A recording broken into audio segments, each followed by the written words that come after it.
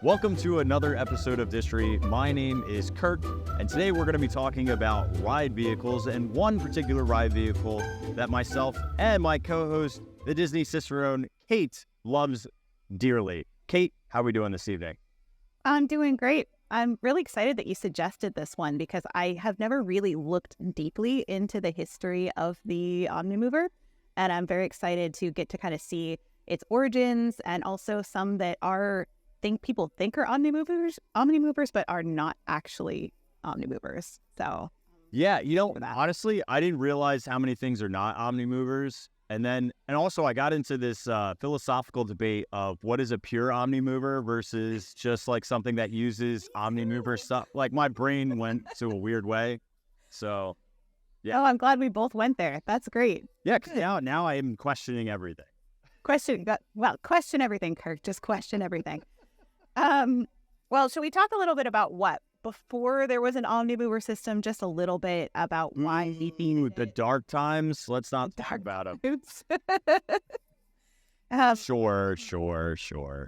Well, if you think back in like amusement park history, the traditional way that people would load onto ride vehicles is that the ride vehicle would come to a stop and then the people would load on and then it would move. And at Disney, we still see ones that do that, right? We see like Pirates of the Caribbean, for example. The boat stops, you get in, and then it moves forward. And this is traditionally, if you think like Peter Pan in Disneyland, it's a long time to do it that way. And so we don't have capacity with that. And as Dick Nunis, who they called hop-along capacity, would say, capacity is king, right? So you have to have the amount of people you can get through per hour dictates how fast that line's going to move and how happy people are, because nobody wants to wait in a hours long line for a short ride like Peter Pan. I'm going to pick on Peter Pan because it was a very short ride in Disneyland. So, and we had talked about in the Haunted Mansion episode way back, and even in Pinocchio we talked about pretzels. So like these giant, they literally had like pretzel shapes on them, and it was a company that made basically the first dark ride vehicles, and they were on a single rail system that once it came in contact, that would electrify the unit and allow it to move forward. So that was commonplace, and water really isn't right out the gates, but we do have some things that utilize water, but not in the like a free-flowing water that we get a little bit later on. Actually, similar timing to where we are right now when we talk about the invention of the Omnimover. Yes. So the other thing is that those original rides could not control guest perspective. So the guests were really limited, and what they would see is like the car is just moving one direction. It's just going on the track. So you had to kind of arrange your scenery so that the guests could kind of see whatever it is they're going towards, but really the guests could look anywhere they wanted. So there was no control whatsoever over the show of anything. Well, hang on, time out. So I had this moment, I was riding Dinosaur, and I was thinking about this exact question of, well, how do you manipulate people when you can't physically rotate them all the time like we do in an Omnimover system? A lot of it light set, what physically draws you in, either with sounds or with a focal view, but a lot of it, again, lighting. So I purposely, this is fun. If you ever want to do this, you're a crazy person like me, but go on a ride that you really like and know extremely well and look the opposite direction that you normally do. Yeah. And it is really fun to pick out little odds and ends that you wouldn't normally see. I saw for the first time ever, there's a Hadrosaurus family that's lying down sleeping next to each other. You see the Hadrosaur, but then the Velociraptor starts like screaming at you, so you're automatically looking to the left. But if you just stay in that one scene for longer, you notice on the ground 2 little Hadrosaurs sleeping and cuddling.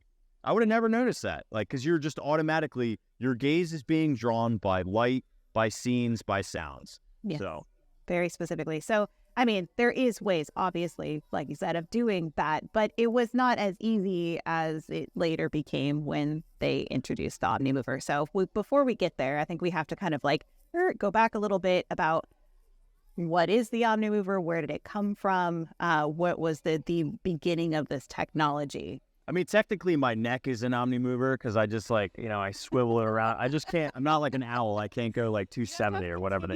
Continuous motion though for it. I am continuously, right now I'm moving. You don't realize that, but my leg is going a mile a minute underneath this table. That just say, no. You're just on a treadmill. Have you ever seen my days in Disney? We don't stop. We don't eat. We don't do nothing. We just go.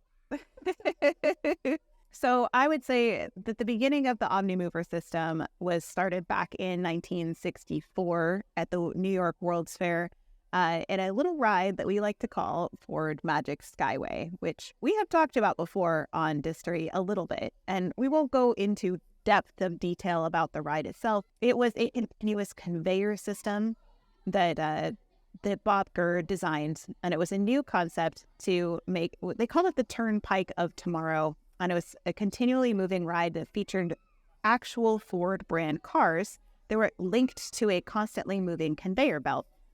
So the cars were actually Ford cars. I looked into it. I was like, are they all the same car? They were actually like a variety of Ford cars, and at the 1964 World's Fair is when they introduced the Ford Mustang for the first time. So that was actually the most popular ride vehicle that people wanted to get, was the Ford Mustang, because it was brand new, never been seen before, and they were premiering it at the 1964 World's Fair, which I think is really fun.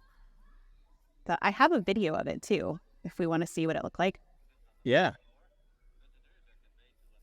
This is the people waiting in line, and now they're going to get into the ride vehicles. Well, you can see the massive crowds at the fair. And now here the cars are constantly moving, and people got to clamor to get in. So this was essentially like an empty shell of a car that they made into these ride vehicles. So there wasn't like full car engines in these things, right? So how this worked for Ford's Magic Skyway was it had a series of propulsion wheels embedded in the track. Each one was ordinary squirrel cage type motor inside. So each wheel had its own motor inside. The cars above were stripped down to their body shell and had flat panels attached to their chassis on the bottom. Okay. So the wheels on the track would spin, which would propel each car when the wheels came in contact with the flat panel called a platen. And Bob Gurr said, I worked continuously from July 1961 to April 1964 to get this monster to work. It eventually took almost twice as long as to develop as it took to build all of Disneyland. So it was tough to do this. But yeah, like going in a car wash. Yeah, exactly. So it's going to just like pull you along with wheels that are on the bottom that are kind of like propelling it along. The benefits of this continuous conveyor system was that it had no stops for boarding. Guests could just step aboard into the cars, as you just saw. And there was also greater guest turnaround compared to other rides at the time, making them invaluable at the super crowded World's Fair. You can see all those crowds in the background. It was basically revolutionary for rides, absolutely positively revolutionary, that they would be able to get so much more capacity through. I feel like it was 2,000 people per hour was what they were able to get through. The downside of this, though, of this ride system was that they often collided with each other. So there was a lot of car accidents on the Ford Magic Skyway. Bob Gurr blamed the ride's frequent vehicle collisions on budget cuts because Ford was a little bit of miserly with their money when it came to this attraction. As Bob Gurr puts it, he said, I recall being in a meeting with Walt and Henry Ford II. We wanted to use the booster brakes like on the Matterhorn, and there was this Ford finance guy telling Walt not to do it.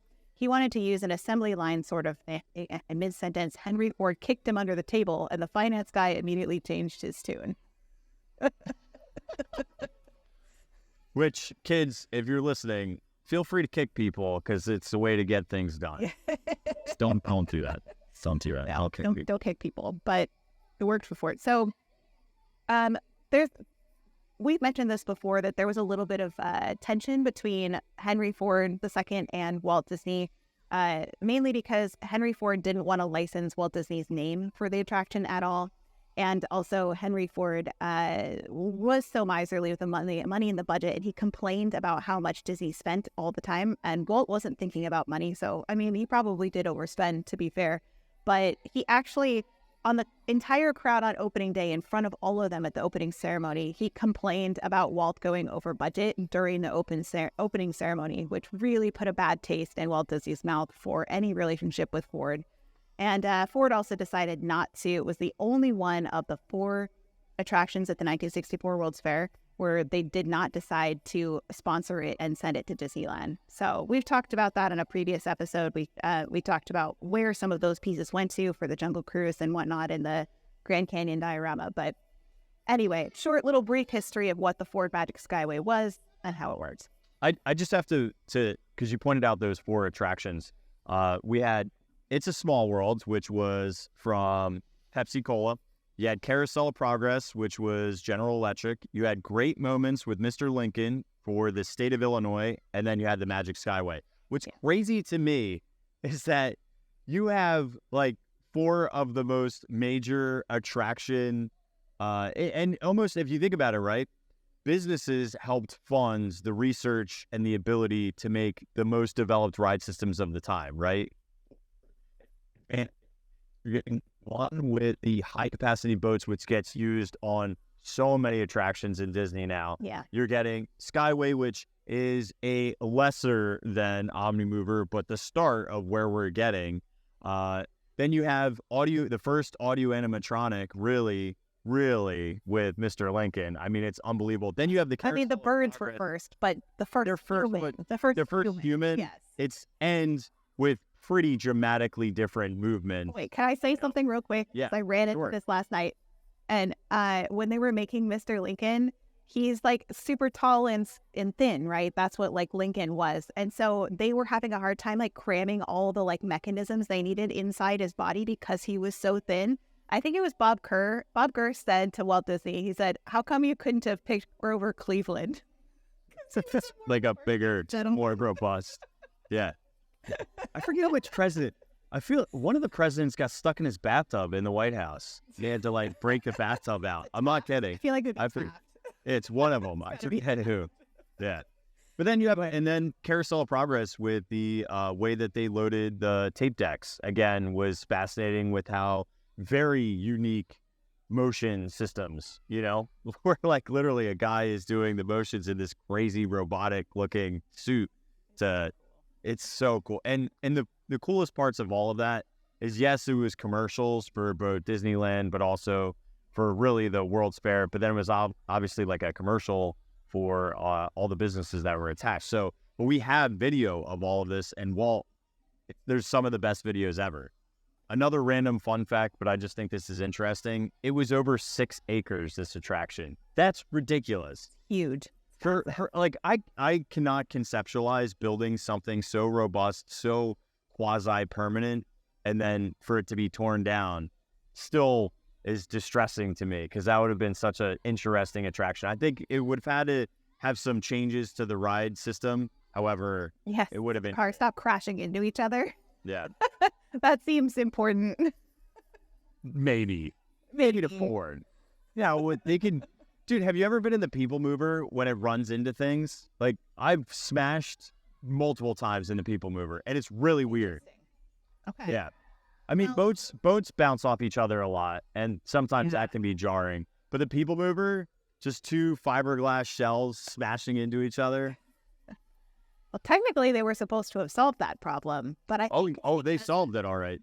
They solved it in one way. They solved it at Disneyland, but not in Disney World, because Disney World has different technology, which we can get into in a second. But I do want to mention that before we move on from the World's Fair, is so important that we fully emphasize that this was such a game changer for Disney in their history, in their ride vehicles, in the way that they moved people through attractions, and their pre-shows for entertaining people while they're waiting. All of this really happened because of the 1964 World's Fair, and that's why a lot of rides that were sitting empty and waiting, or concepts that were waiting, like Pirates and Haunted Mansion, and a lot of them, they benefited from this because suddenly they went from walk-through attractions to ride-through attractions, so they could get way more people in per hour, and they realized how valuable that was. I love that. Yeah.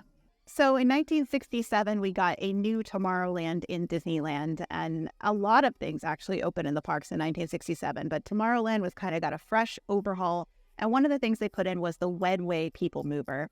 Sometimes also referred to as the Goodyear People Mover, it had a lot of names throughout history, but you can see here, instead of the one in Disney World like we know now, they had little like covers on top of them on individual ride vehicles. But they took this technology from the Ford Magic Skyway, but they learned and adapted from it because they knew all those cars had crashed all the time on Ford Magic Skyway. So instead, they fastened the ride vehicles in place along the track chain. So all vehicles would move along the track at evenly spaced intervals. So it's literally physically impossible for them to crash with this system. Bring the crashing back. But it was sponsored by Goodyear, and they saw it as a way to showcase the use of their tires as a key component in the ride track system. So the way that the Wedway People Mover worked was passengers boarded and alighted from a large speed-matched rotating platform inside the station. So the platform would rotate as the track was rotating as well, which is what we see in the People Mover in Disney World today. The trains were not powered by motors within themselves at all, but they were pushed by rotating tires embedded in the track. So that wheel system that we had seen in the Ford Magic Skyway, we now see in the track. You can see all those rotating tires.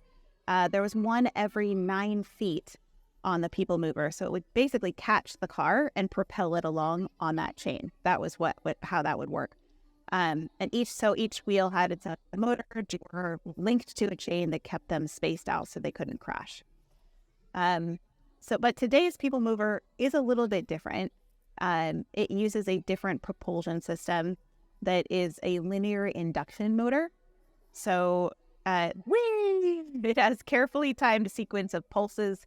The electromagnets move the cars of the People Mover smoothly and quietly along the track, which is over a mile long. So the system then eliminates all moving parts except for the trams themselves from the People Mover currently. Yeah, anybody who has ever been on a roller coaster where they launch you incredibly fast and it's not a tire system, that is using linear induction motors. And it's really simple. If you think about it, it's very simple technology. As a kid, if you put a positive and negative, they attract. But if you put positive and positive, they like repel against each other. Like you always be like trying to squeeze the magnets together. They never stick. Mm-hmm. But it's just a really, really simple way. But then when you electrify it, it magnifies the propulsion of it in a very, very fast way.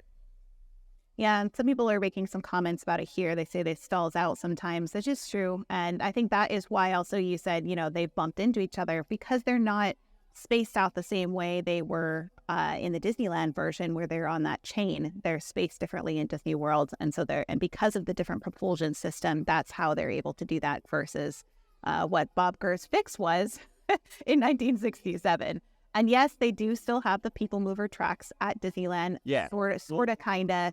They've been changed because they made them into rocket rods, so they adapted them for a different ride system, and they got beat up. They got really beat up from rocket rods too. Yeah, so they couldn't just like pop the People Mover back up there right now. It would be, and a lot of the tracks are super old and not up to code and all those things. So I think I'll agree that Disney should bring it back.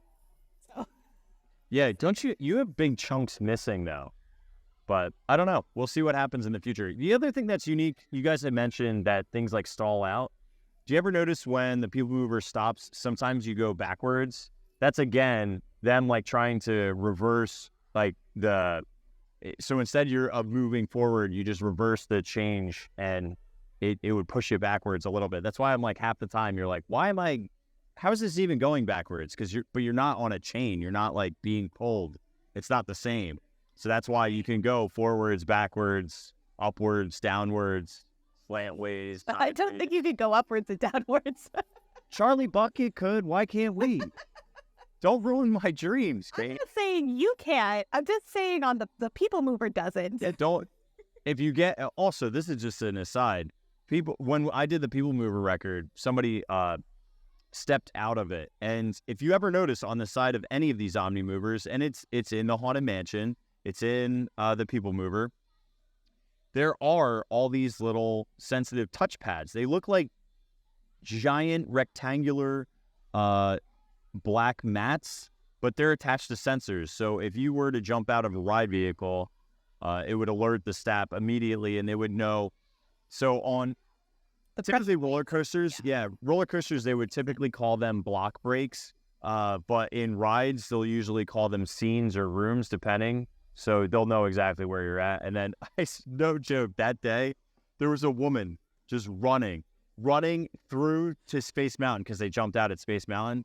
And she ran, because there's only like 4 spots that you can go up and walk upstairs. So you just saw booking it on the track to go get it. Like, oh my gosh. The response time had to have been like 7 minutes to get to somebody. Yeah, that's so interesting. Yeah, so do you have anything else you want to comment on about the People Mover before we move on? Moving on. Let's move. I've been there, done that. 14 hours, 24 minutes. So you think I want to spend another second? Are you still the world record holder for number of laps? I've had 3 people come. I've had 3 people come after it, and they've all failed. Closest I think was in the high 50s or low 60s. They were real close. I heard somebody told me that they got off, and I was like, well, that didn't count. No, get off. There's no getting off. No, you can't. That's a different record. No, they can have some record for like ones where you got off and then. Well, guess what? They still don't have a record, so come see me.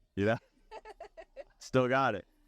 Yeah, for those of you who don't know, who are going to be listening to our podcast, Kirk is the world record holder for most laps on the People Mover, consecutive laps on the People Mover at 66, right? 66 laps, and it was 14 hours and 24 minutes without getting off. And he had a lot of high chews once in a while. You had that chew. It's like maybe like 12. You didn't drink any water. We were all super worried for your health. So you're kind of. I was okay. So it's okay. It was very robotic that day. I think like hour 8, I started hallucinating, and then by like hour 10, I was fine again. Well, we all kind of checked in with you and went live once in a while to like. That helped. That helped actually keep things flowing versus just me talking to a camera the whole time, So. Yeah. When did you do that, by the way? Do you remember when it was? People are asking. I believe it was March of 2022. I think it was March of 2022, maybe April of 2022. That sounds right, because I feel like I saw you on my trip in January that year, and we were on the People Mover. I have it on film, and you're like, one of these days, I'm going to break the record for most rides on the People Mover. And then you did it like a few months later. So I think 30 laps was the non-consecutive record. And before that, I think the most consecutive was like 22 or something. I was going for 50 for the 50th, and then we were riding until the engine died. Apparently that was at 66. It was great. The cast members gave me People Mover socks. It was so fun. It was really sweet. Yeah, it was really fun. They were really nice. They were so wonderful because I told everybody, like, this is not guaranteed. They can kick me out at any time, as they have a right to do. But if you do want to try to stay on the People Mover for an extra lap, just be super nice, ask, and if they say no, you get off. If they say you can, you keep it going. Yes, always please respect the cast members and do what they ask and be very kind. I'm trying to win a record. What's wrong with you? Don't do that. Don't do that. Yeah. Don't. All right. So shall we move on to actually get into the Omnimover system? Because at this point, we just have the technology that's kind of pre-Omnimover. Officially Omnimover. Because in order for it to be Omnimover, it has to be continuously moving and it has to be able to rotate. Those are the parameters of an Omnimover. So 1967, when we got this new Tomorrowland, we also got a ride that's called Adventure Through Inner Space. So this ride was originally proposed in 1957 on the Disneyland TV show in a show called Our Friend the Atom. Probably like a lot of things at Disney was pushed back because of the 1964 World's Fair. So they benefited from that technology that they had, and they developed something called the Omnimover system. So Kirk is showing you the mighty microscope of the Adventure Through Inner Space ride, which we have to do a full Distory episode on some point because this ride is so cool. There's not a lot of footage though from it. There's some, but there's not a lot. Yeah, it's awful. It's awful. Yeah. However, fun fact about that mighty microscope, that was one of those classic stories drawn on a napkin. Yeah, I've heard that. Well, and it's interesting because the Mighty Microscope, for those of you who are not familiar with this ride, you basically get shrunk down to the size of an atom, and you get to see like all the molecular makeup of water. And at one point, there's a giant eye that looks at you through a telescope. And but it actually, a lot of children were like terrified of this ride because when you'd go through the Mighty Microscope, like the cars would go in one side. And then when they came out like the other side, it looks like they'd shrink you down to the size of an atom. So like on the other side, you would physically see the little people moving through that other side. And then it looks like you got shrunk down. So children were a little bit scared of it for that reason, which I think is funny. Honey, I shrunk the Omnimover. For this Omnimover technology, the guests boarded things called atom-mobiles. That's what they called these little blue carriages that you see here. And the story behind the invention was Bob Gurr was the one that coined the term as a combination of omni-range and people mover. So that's where the word Omnimover comes from, is from omni-range and people mover. And I looked everywhere for what omni-range is. I think just language, if you look at it linguistically, because I couldn't find anything, I'm just going to take an educated guess. It's because of the ability for it to actually rotate a full 360 degrees. That's the only thing I can think of, is like your range of motion. Yeah, because, omni means one. Yeah, one ride vehicle. Like how far it can go, right? My head is like one vehicle that has a full range of motion. Because like, up until this point, it is still one ride vehicle for everything else that you're in, but all of them are linear in terms of where your perception would be. Yeah, that could be. Omni is like one view, maybe. Omni mover, because you're continuously moving. One view mover. That makes sense. Yeah. I'm going to go with that. But so this was technically invented, even though Bob Gurr came up with the name, this was invented by Roger Broggie and Bert Brundage were the two that actually made it. But I do have a patent for it that was filed in 1967 and issued in, I think, April of 1968 that shows what this technology looked like. And on it, it has Bob Gurr as like the main person. So he might have filed for the patent. But you can see what that looks like. And you're but that well, this poll doesn't close for 24 hours. So if you want to party it up, luckily this bar's closed. You know what's funny is like, so down here though, on this one, you don't have Bob Gurr on this one. However, yours looks like more of like the closure system, which might be slightly different. And where this amusement ride car. Yeah. But if you look at the actual, right, it's just basically what the vehicle looks like, the shape of it, where this is more of the mechanical. You see how might say that. See, this one, you're right. This one says Roger Broggie on the bottom. Right. So what you're looking at is what I have, a more graphically version of it, where yours is like the actual patent one. Yeah. But yeah. I can explain a little bit more because it's pretty cool. This is a 2-rail system. So you'll notice like all the cool stuff happens below the vehicle. And there's 2 different mechanics that we can do. This is on a chain, but it's getting pulled at roughly 2 feet per second or 60 centimeters per second. So 2 feet per second. And now I can flip this around. And the 2-rail system, one would do your pitch, right? So we're always moving at that 2 feet per second, but it can control your pitch, meaning like, will it tilt up? Will it tilt down? And the other rail would decide which way you're actually physically turning. So that's what makes this so unique, is it physically using this rail system on the bottom, it will control whether you're pitching up, pitching down. And in fact, I found a section that shows an up and a down pitch where you can see that it actually physically is moving the system through it. And it almost looks like the ride vehicle itself isn't moving, and that's because it's the track that's moving below it. Yeah. So part of the Omnimover is that all individual cars are linked below the floor, even though they look like they're all, so they're all one single train, essentially. And yeah, there's a guide rail to keep you on the main track. Then there's something for pitch orientation to tilt the car and a swivel orientation rail to rotate the car. So it's like there's 3 different rails under there that are controlling it to make it go wherever you want to go. And have you heard the story of how they determined that it should turn like that? No. Okay.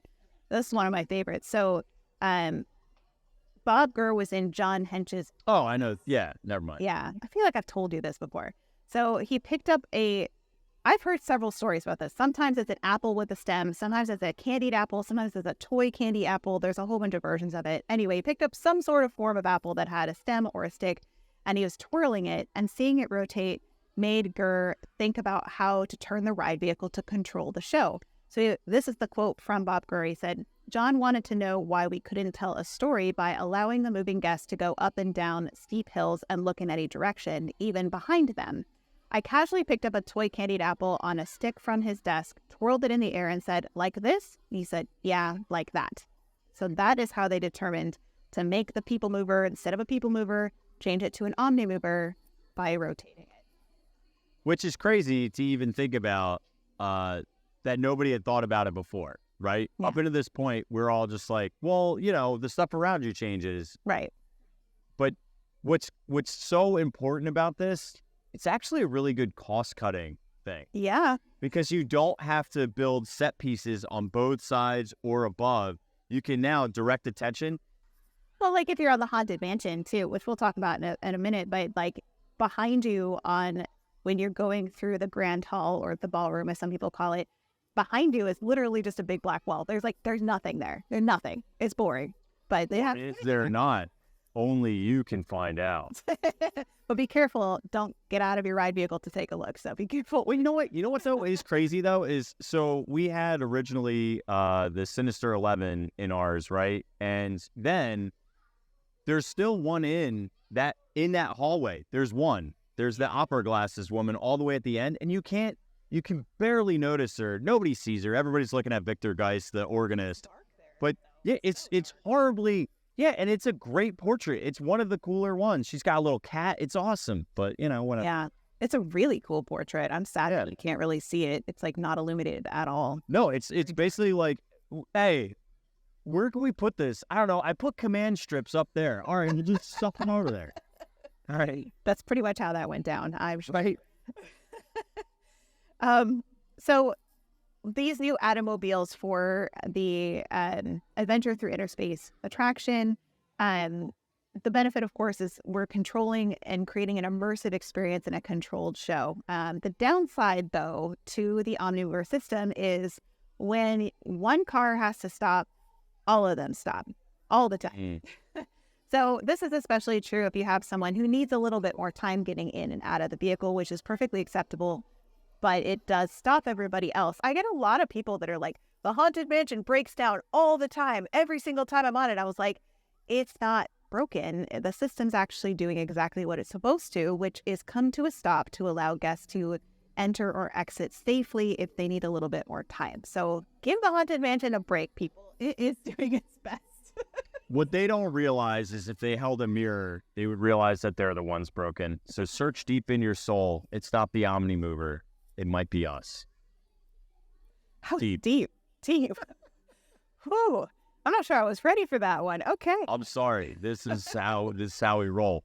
They said that the benefit of this Omnimover system is it actually works so well that it doesn't break down all that often. It's really like the People Mover at Disney World breaks down because it's used that linear induction thing, and it actually does break down fairly often. But the actually physical Omnimover systems are fairly efficient, and they don't break down as often as some other ride vehicles because of that efficiency of that system. So before we move on from Adventure Through Inner Space and head officially into the Haunted Mansion, I want to say that the Sherman Brothers song, Miracles from Molecules, if you have not heard that song, it used to be in the exit of that attraction, go give it a listen. It's a banger. You're gonna sing it a lot after that. All right. And if you're in Star Tours in Disneyland, Star Tours is what now there where the Adventure Through Inner Space used to be. You can see it here. This is what the building looked like, and it is in that. There's also Mary Blair's murals back there, which makes me sad. The Spirit of Creative Energies mural. But this is where Star Tours is now, and there is a little Easter egg for Adventure Through Inner Space in Star Tours in Disneyland. And in Star Tours Adventures Continue, you can look for the Mighty Microscope as your Star Speeder exits a tunnel in the Death Star. So if you're in the Death Star, you're going through a tunnel, look for that big Mighty Microscope in Star Tours. A little nod to it. I wonder if we have that in ours, because I haven't seen the trench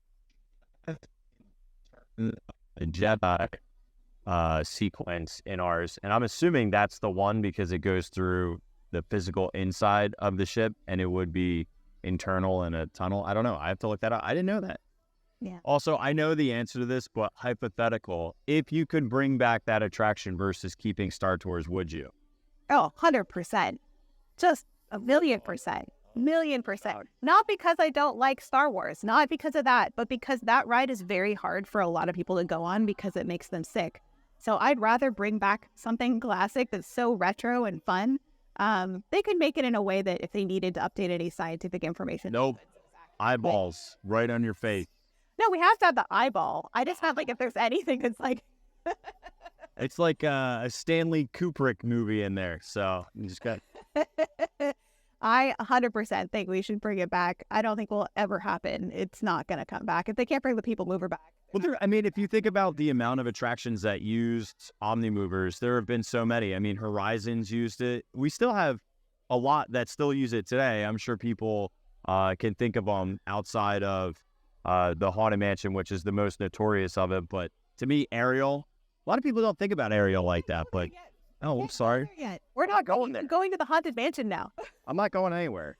Stop. What are you doing? Stop. I'm nowhere. I'm right where I need to be. I bumped my camera. I was so disturbed here. Like, stop. We can't skip the Haunted Mansion. What are we doing? So, okay, 1969. So 2 years later, I know someone on my side here was talking about how the Automobile looks a lot like the Doom Buggies in the Haunted Mansion. And that is absolutely correct. They pretty much are the same system. Obviously. So you're saying the Doom Buggies copied them? Yeah. What happened? Joke in there? No, there's no jokes. We don't make jokes here. This is a very serious podcast. Kate. So. Okay. So the Haunted Mansion, we did a 16-part series on this, so I won't go too deeply into this. We'll be here all night. But thank everybody that she's not doing that. Hey. I like the Haunted Mansion, but I can't do another 27 hours right now. I am not. Okay. I'm not going to tell you my fun facts now. I can't. No. So no, knowing you can't end this podcast without telling us your fun facts. Yeah, it's true. So these are called Doom Buggies, which is a little play on the idea Dune Buggy, right? It's a play, it's a pun. So the Haunted Mansion was originally going to be a walkthrough attraction. We've talked about this many times. That's why there are 2 stretching rooms, because there was originally going to be 2 different sides to the Haunted Mansion that were identical that you would walk through in groups of 40. But of course, after the 1964 World's Fair, they realized capacity, and they changed it and added the Doom Buggies instead. So they added this Omnimover system. Now, I went down a rabbit hole. Forgive me. Yeah, I'm trying to figure out where you're going with this. Yeah. So I went down a rabbit hole because I was trying to figure out story-wise, what are these Doom Buggies actually? Okay, because I know that they're called, they say get into your carriages, like that's something are they coffins? Are they hearses? Oh, okay, yeah. Did you find an answer? An unbelievable answer? Sort of, kind of. I did find some Existencio concept art of people actually riding through in a coffin, which is kind of interesting. Also, some people that have hypothesized that they are a porter chair, which is an interesting idea because porter chairs do have this look about them. If you've never seen a porter chair, they look kind of like this, which does. That looks a lot like it. What's a porter chair? A porter chair is this. Sits in there. Yeah, but who sits in it? I don't know. Nosferatu? Nice one, Kate. Oh no. But yeah, so sorry. So they're not actually porter chairs. And then there's the Claude Coates concept art, where we did see there be kind of these invisible carriages back way in the back. You can see in this Claude Coates concept art, you can see the Doom Buggies going by, and they're painted black, and they kind of just blend in with everything. So the concept seems to be that you are, if there's perpetual levitation for moving guests through the haunted halls, is what a 1969 press release said. So it's some sort of levitation. You're actually sitting, I would say that this is as close to what this is as I can find, is that we are supposed to be carried through by levitating with the ghosts through the haunted mansion. And those are meant to be invisible, and that's why they're painted black. It's supposed to be like you're floating through the haunted mansion. So like we're specters just floating around. Well, I mean, we're not, but our vehicles are. Yeah, and we're not ghosts, but where our vehicles are kind of ghosts in a way, where they're helping us levitate through. And it's not the ghost host that carries us, because the ghost host actually leaves us, right, and then comes back. So not the ghost host, but and I did just make a post about this. There's something when you're going into the portrait hallway of the haunted mansion, and it says the carriage that will carry you into the moldering sanctum of the spirit world will accommodate you and one or two loved ones. And I just want to say, we talked about the movie The Loved Ones before, where that's where we get the ghost hostess at the end of the ride. That movie is bonkers if you've ever seen it. I recently watched it and I was like, what is this? But it's a movie called The Loved One from 1967. And I think that's where that comes from, because they pause and then they say loved ones. And it's so emphasized there that I have to say there's got to be a connection back to that movie, because they talk about loved ones as such an emphasis in that movie. So, yeah, it's a little bit interesting. I like that. It's a good connection. Yeah. And I will say that the Omnimover system also enhances the show for the haunted mansion because of the safety bars, how they lower and they raise by themselves. Obviously, it's triggered by the Omnimover system, but that raising and lowering makes them seem like they're kind of haunted, right? Yeah, I've noticed that none of the maids or butlers put pixie dust on them, so they just slam into my knees. So, you know. I always forget it's there, and then I have my bag on my lap. That's why that's my bag. Trust me, I have been clipped more than I want to admit. It hurts too. They hit hard. Yeah, I heard somebody say that if you're over 5'10", it's just like super uncomfortable. And I'm not. No, I just duck my knees, and then once it tucks up, I'm good. But yeah, you just got to remember. Another thing for this system of the Omnimover, specifically in the Haunted Mansion, because you're moving this walking platform, right, to load in order to make it so that people wouldn't struggle with that loading process and they wouldn't get, start tripping over themselves, they added a switchback in both of the Haunted Mansions. So in Disneyland, you go like alongside, there's like April to December on your right, and there's the one-eyed cat, and then you go around the fence and then you load. And in Disney World, you literally just kind of like go down and then go back around the little bat stanchion, right, with his wing tucked in. So that is the only reason that switchback is there, is because they wanted people to see the loading procedure before they got to it, so they wouldn't trip all over themselves. So that was part of their way of creating a safer Omnimover system for people loading into the Haunted Mansion. But yeah, at 2 feet a second, you would think that it's going like 20 miles per hour. Because every time I get up there, even me, like sometimes I'm like, oh, go. Do you remember that one time we were trying to get on together? I go, where's Kate? And like you were in another Doom Buggy. I'm like, what happened? I know. I think I looked down at my phone like real quick, and I was like, where is she? And I was like alone in a Doom Buggy. And I was like, okay. All right, this is fine. I think we waved when we went to the... Well, usually in the seance room, you find somebody. We see each other, right? I did find, standard operating procedures from Disneyland from 1975. So classic Disneyland standard operating procedures. And it does talk about, so this is what the cast members would use. So they issued these to the cast members so that they would have information about the cars. So this says, the ride through the mansion's labyrinth of cobweb-filled halls, pitch-black corridors, and deathly cold rooms. Moving Omnimover Wedway transportation system. Each of the 131 cars is capable of 180-degree turns both left and right, and are pre-programmed to turn in the direction of visible and invisible sights and toward the sources of unearthly sounds. So, just a little mention. Yeah, like invisible sight. It turns you towards invisible sights, which is an interesting concept. There are frogs behind me, no joke. I've been muting my microphone because they were so loud. So, like, I think there's a party. There's a frog party going on. I'm not invited. I don't have any kind of croaks or wens feet. So. Well, if it makes you feel any better, I can't hear the frogs. I just hear the music from the pool. So, you're good. I don't know how the bar's still open. They said they closed at 10. That guy's still hopping. So, do you have anything else for the Haunted Mansion specifically? No. Okay. Okay.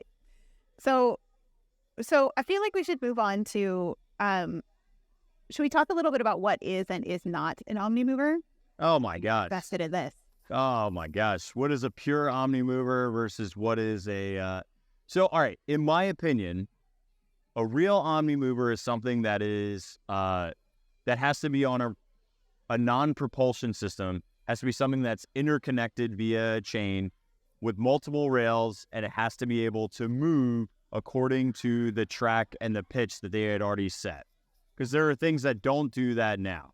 Is that a fair assessment? No, I agree. Yeah. Or some things that are kind of an Omnimover, but not quite an Omnimover, like pieces of an Omnimover.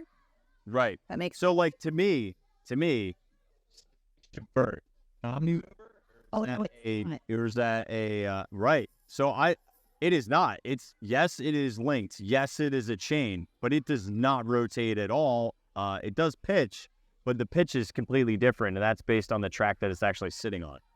Okay, I have something on this. So, Spaceship Earth is not a true Omnimover as per Bob Gurr. Okay, so the ride cars still fulfill the basic premise of an Omnimover, continuous moving vehicle and rotation. However, the design is distinct from the Omnimover's patented design, and it's made specifically for Spaceship Earth.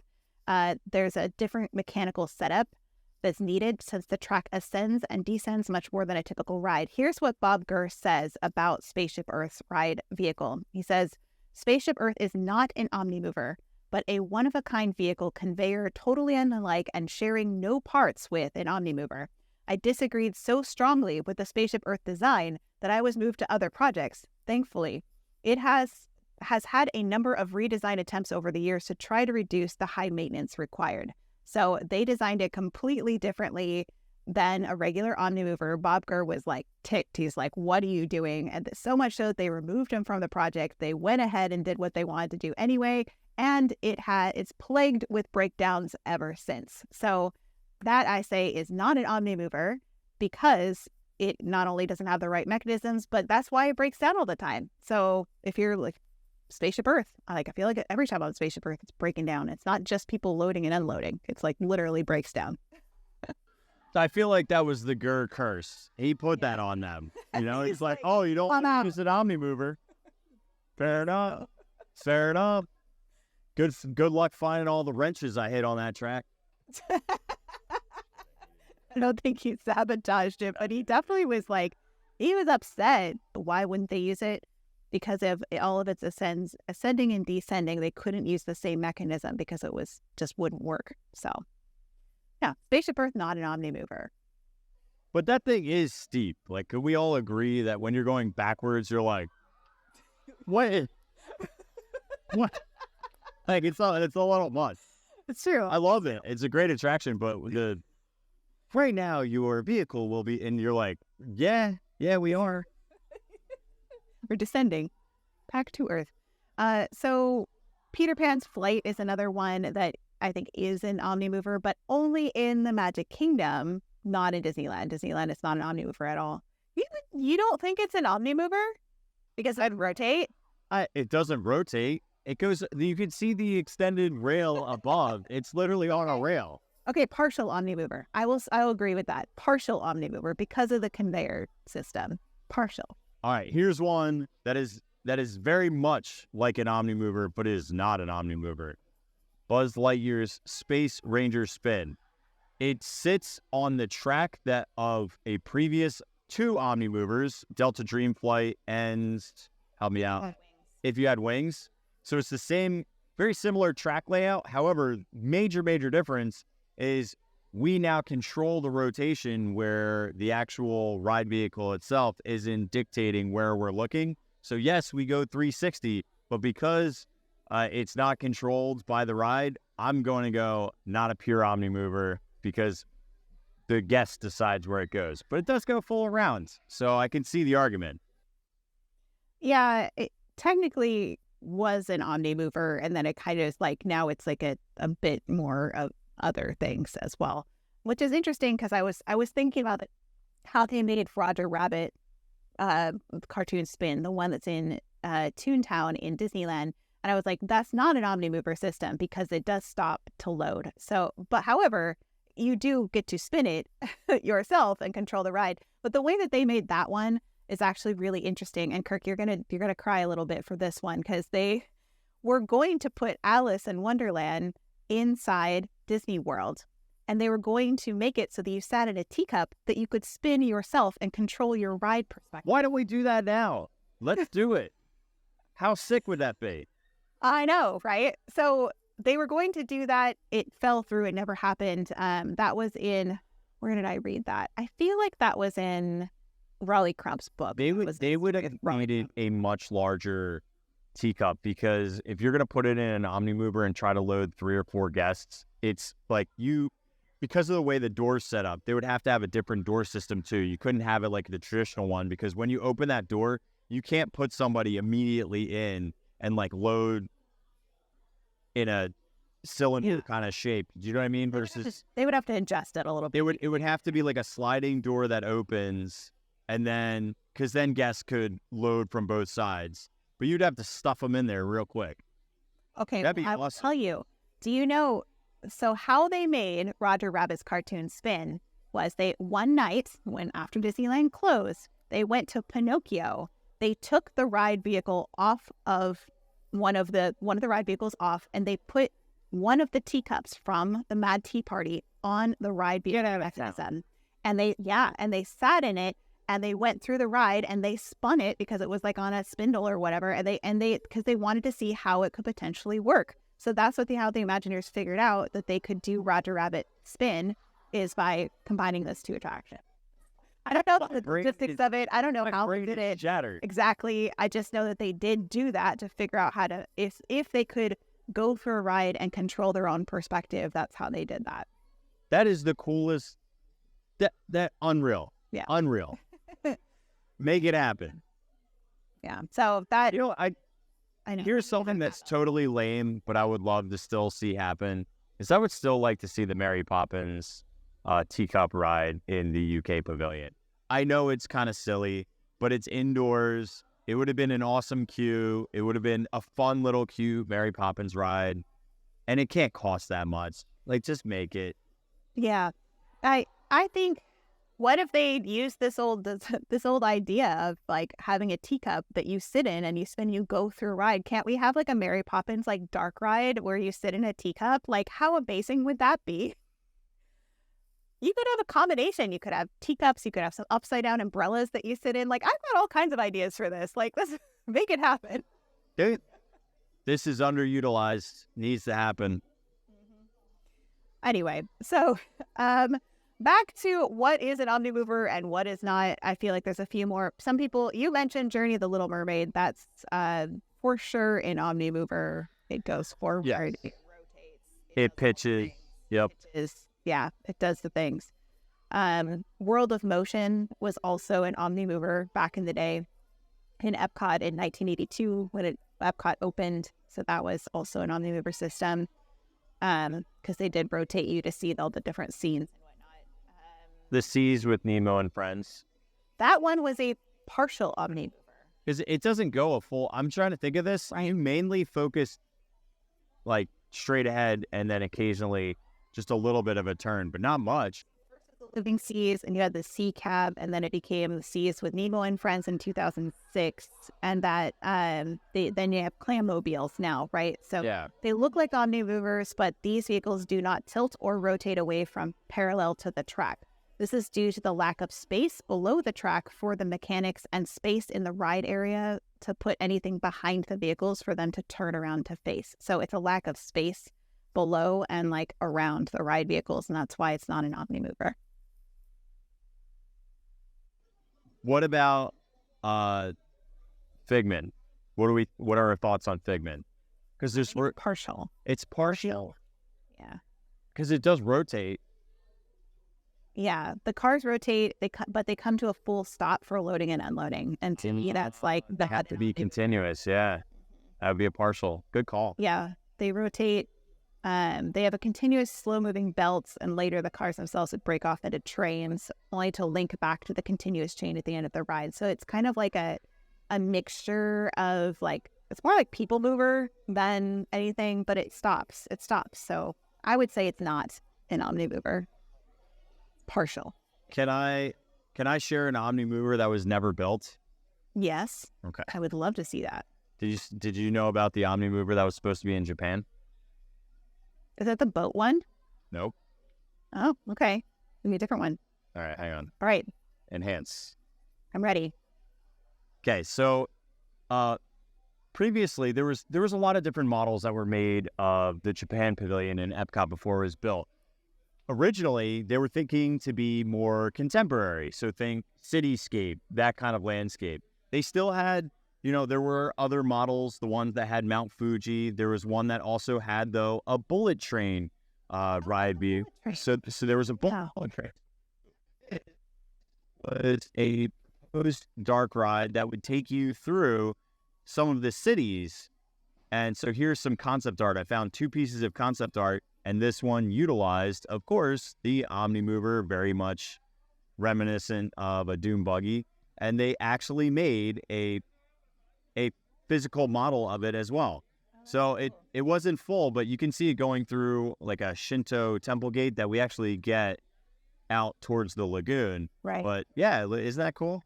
That it was kind of, isn't that neat? Yeah. I thought that was I don't think I've heard about that one. Yeah, I didn't. Go look at it. It was the first time I ever saw it was while just randomly Googling Omnimovers. That's so interesting. Yeah, it's a cool one.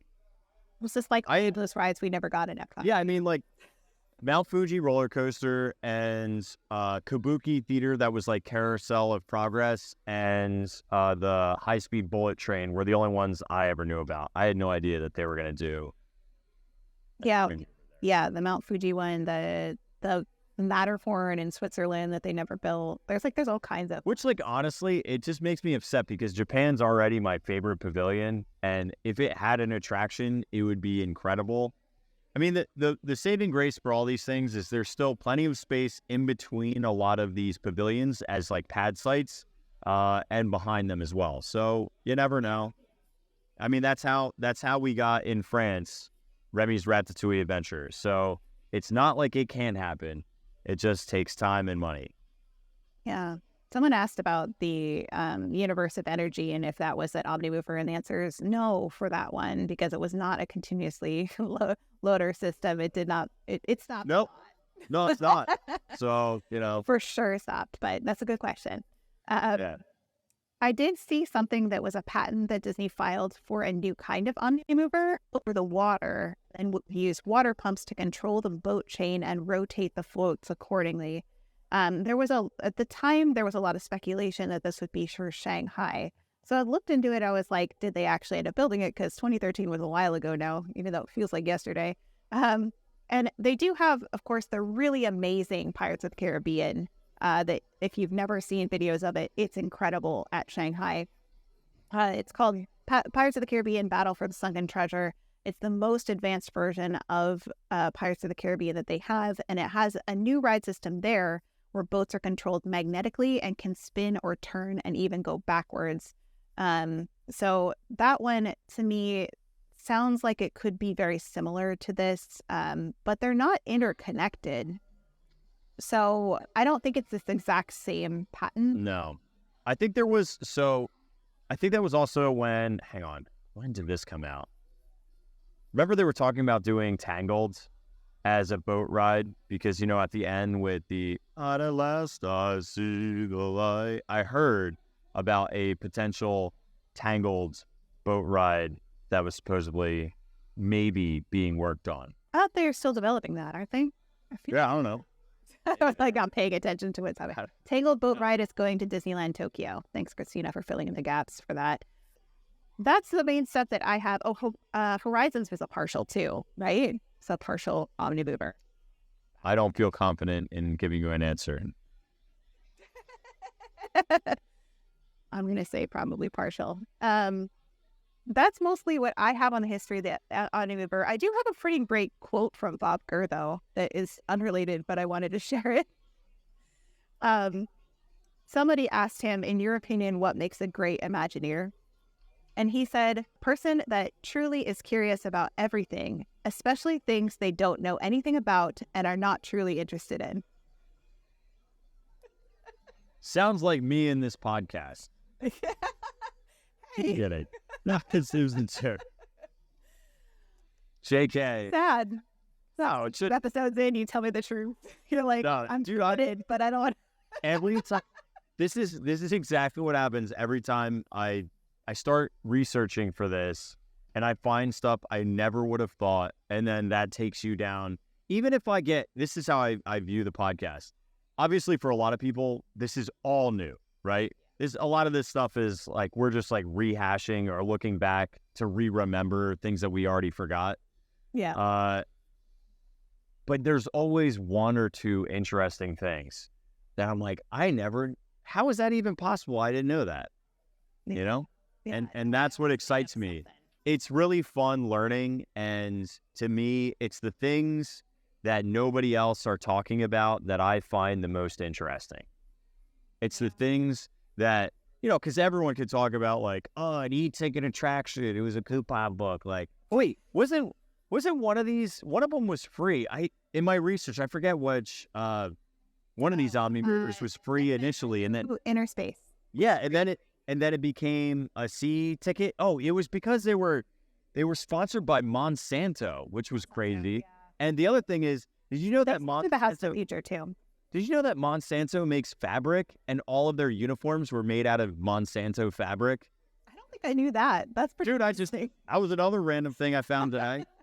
Well, I heard that because it was like free, like kids would go on Adventure Through Inner Space like again and again and again, and eventually they had to like make it. They put it. It was 1972. I think they actually put it in the coupon book so that the kids. It was still free. Yeah, it was free for kids under a certain age, but they had to have a ticket, so they could only go on it once because they were like, all these kids just kept going on through, and it was making the line really long. Yeah. So it's interesting. Now, I always find something fascinating every time I do this that I never experienced. And I was saying, because I posted this post about the Haunted Mansion recently, about the loved ones, and somebody's like, I thought I knew everything about the Haunted Mansion, but I didn't know that. And I said, the Haunted Mansion is like a junk drawer of creativity, and you can look through it forever and still find random bits of stuff you didn't know were in there. And I feel like that's just how this is, It's great. I love it. Yeah. And really, that's attraction, because it was so removed from one singular party that worked on it. And it's because of its length of time of construction. It's insane. It was like decades, 1953 all the way through 1969 and beyond, like that's a ridiculous. Massive spread of time and all the hands that it moved through. And yeah, it's crazy how much history there is there. I feel like there's never a time when I will not be discovering new things about the Haunted Mansion. Yeah, I love that. Yeah, it's fun. Thank you, everybody, for joining us for this episode of Distory as we went through the invention of the Omnimover and how it has influenced our favorite Disney attractions. We appreciate you joining us for this episode, and next week we'll be hopping into Epcot's World Showcase and talk about some of the countries that we never got in Epcot and why did we get them and where did they go. So thank you, Kirk, for joining me as always and for suggesting this topic. It's been a fun one. Yeah, this is really cool. It's like all the things you needed to know about the Omnimover and why. Yes, and some things you didn't need to know, but you're happy you know now. So all the things. It was great. You said it best. All right. Well, thank you, everybody, for hanging out with us. We appreciate you as always, and we'll see you next time for Distory. Have a great weekend, everyone. Bye, everybody. Bye. See yous.